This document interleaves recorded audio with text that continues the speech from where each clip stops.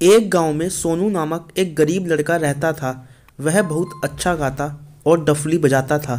अपनी डफली लेकर वह रोज नदी किनारे चौराहे पर गीत गाता और डफली बजाता। लोग आते जाते रहते, पर ठहर कर ना कोई उसका गाना सुनता और ना ही प्रशंसा करता था। वह बहुत दुखी हो जाता था। जब वह घर लौटता तो वह बहुत उदास रहता था। उसकी माँ उसे उदास देखती तो उसे उस पर बहुत दया आती थी। वह उसे धैर्य रखने को कहती थी। प्यार से उसके सिर पर हाथ फेर कर कहती, बेटा निराश मत होना, अपना काम करते रहो, ईश्वर एक दिन जरूर तुम्हें सफलता देगा। सोनू झुंझला कर कहता, माँ मैं इतना अच्छा गाता बजाता हूँ, फिर भी लोग मेरे गीत की कद्र नहीं करते। आखिर मुझ में क्या कमी है माँ? माँ कहती, बेटा ये सब भाग्य का खेल है। किसी मनुष्य का भाग्य पत्ते के पीछे होता है तो किसी का पत्थर के नीचे। पत्ता तो हवा के झोंके से उड़ जाता है, पर पत्थर को उड़ाने के लिए तो तूफान की ज़रूरत पड़ती है। तुम विश्वासपूर्वक अपना काम करते रहो, ईश्वर तुम्हारा भला करेगा। माँ के वचन सुनकर सोनू में नया उत्साह आ जाता और वह दुगने जोश के साथ गीत गाता और डफली बजाता। सोनू की माँ अपने बेटे को बहुत प्यार करती थी। उसके प्रति उसके हृदय में ममता का अथाह सागर छल्लारे मारता रहता था। वह एक जमींदार के बगीचे की देखभाल करती थी। बदले में उसे अनाज, सब्जी, आम आदि मिल जाते थे। उन्हीं चीज़ों से उसका संसार चलता था।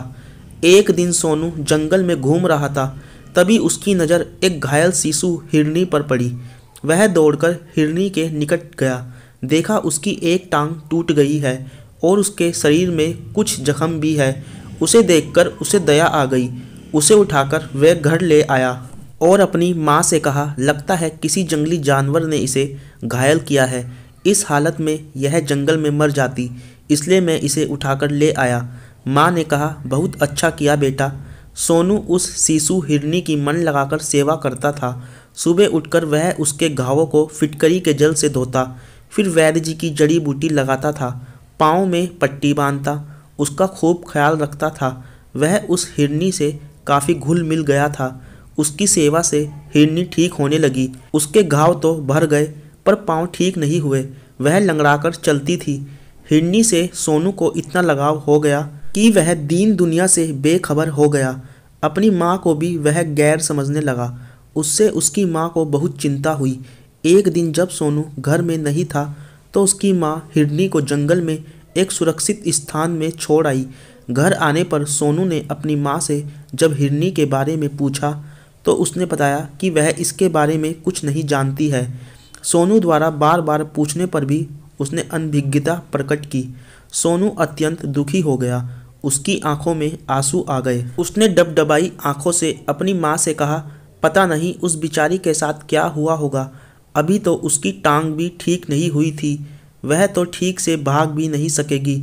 जंगली जानवरों से वह अपनी रक्षा कैसे कर पाएगी? उसकी माँ अपने बेटे के दुख को देखकर दुखी हुई, पर उसे सच्चाई बता नहीं पाई। उधर सोनू खाट पर बैठा केवल आंसू बहाता रहा। उसने खाना भी नहीं खाया।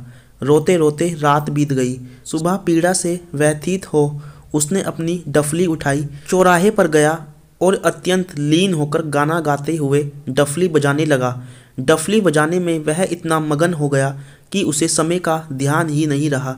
जब उसने गाना समाप्त किया तो देखा कि आसपास भारी भीड़ इकट्ठी हो गई है और उसके सामने सिक्कों का ढेर लगा हुआ है और लोग वाह वाह करते हुए तालियां बजा रहे हैं। उसे लगा कि वह सपना देख रहा है। वह हैरानी से चारों ओर देखता रहा। धीरे धीरे भीड़ छट गई। तब उसकी मदहोशी टूटी। सामने पड़े सिक्कों को समेटकर वह अत्यंत प्रसन्नतापूर्वक घर पहुंचा।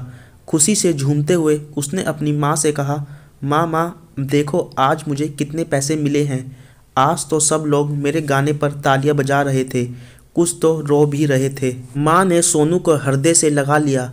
तब माँ ने कहा, मैंने कहा था ना कि एक दिन आएगा जब लोग तुम्हारा गाना सुनकर वाह वाह करेंगे। इस कहानी से हमें यह शिक्षा मिलती है कि हमें अपना काम धैर्य से करते रहना चाहिए। आज नहीं तो कल एक दिन सफलता जरूर प्राप्त होती है।